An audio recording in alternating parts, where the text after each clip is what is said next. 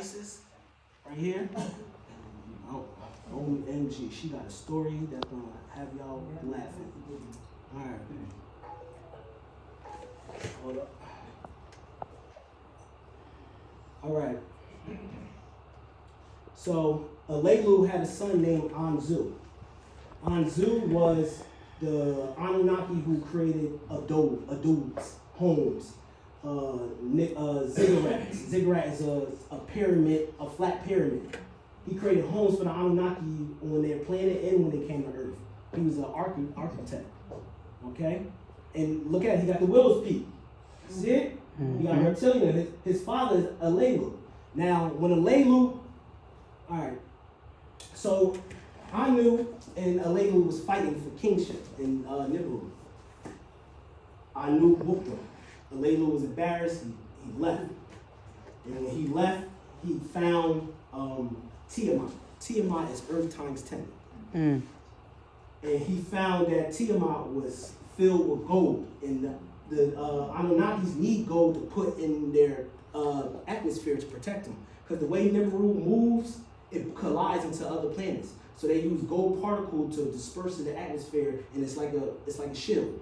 And when you see Nibiru come, it's gonna look like a sun because it's protected in gold. So it's gonna look just like a sun, right? So they fought, and Alelu lost. He left. He scattered around. He found Tiamat.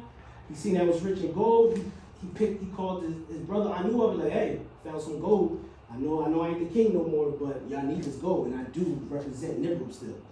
So Anu sent people down to Tiamat to check it out, and it was rich in gold. And then they started mining for gold. Now the people that was mining, no humans was created yet. The people that came for the gold, they was called the Mighty Ones. They was from Nibiru. They were just like Anu and all of them. It was the Mighty Ones, right? Just imagine Superman, like mad Superman's in the mining fields getting gold. Going miles deep in the ground getting gold, and you're Superman.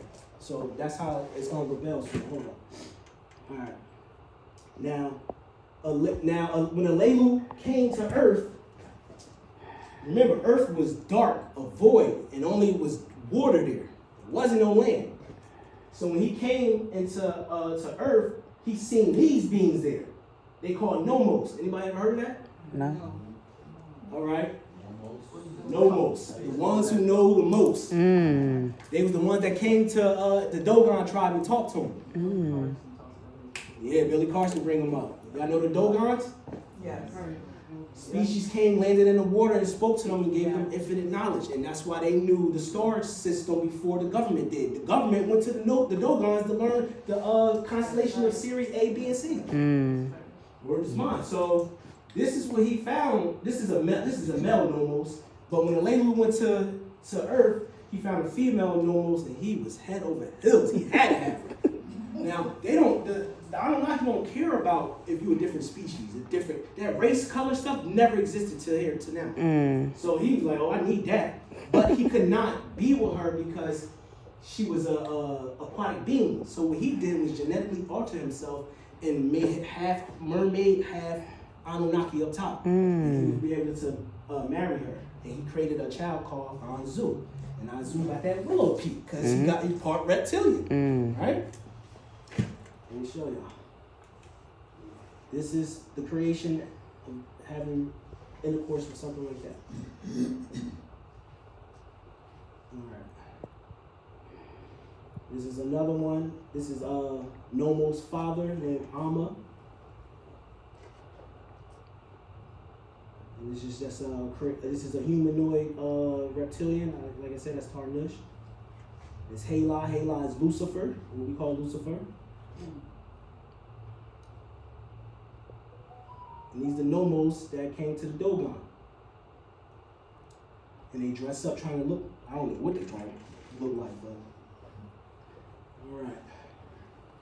Quick question, but if you go back to the Disney movie with Ariel, what did they do? So the mermaid and Maya, and they were able to create the king, what's his name? I don't remember the whole movie, but it brings to mind just unveiling some of those things that you said in that movie. Yep, every movie that you see is from the Anunnaki. They love the Anunnaki story. They will flip it, convert it, invert it, pervert it, whatever. They love the Anunnaki story. And she left the ocean and married a human. So there's those two things you just said right there.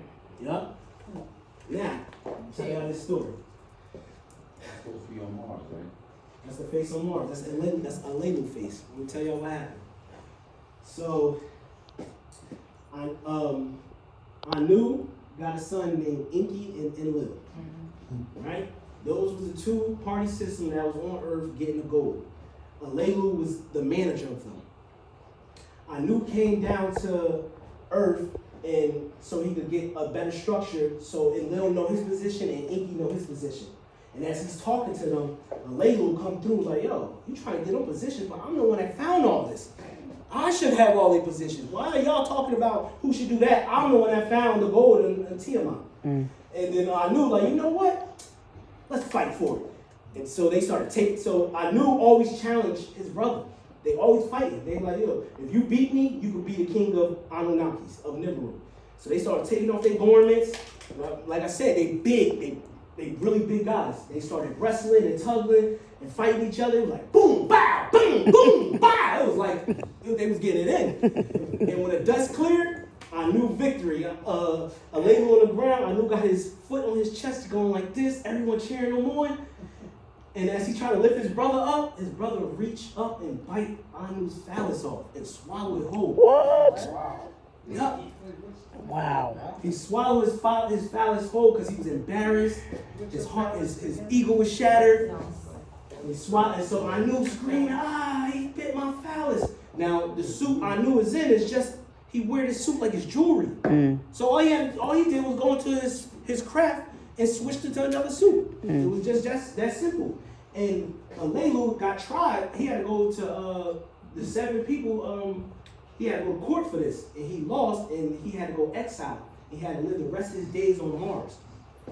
And because he had to live the rest of his days on Mars, his son Anzu felt bad, and his son said, I'm gonna be with him until he died.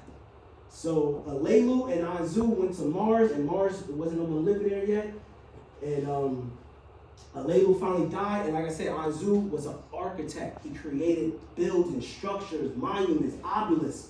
So he created a monument of his dad's face so he could always remember his dad. Oh, wow. So this is the face on Mars. All right, I'm about to say something that I didn't want to say because it's the biggest pause of all pauses. Well, I had to say it. So, one day I took some shrooms. And the shrooms told me to go outside and hug a tree. Okay. Went outside, found the nearest tree, took my shoes and socks off, and as soon as I hugged the tree spoke to me and said, where are you projecting yourself from?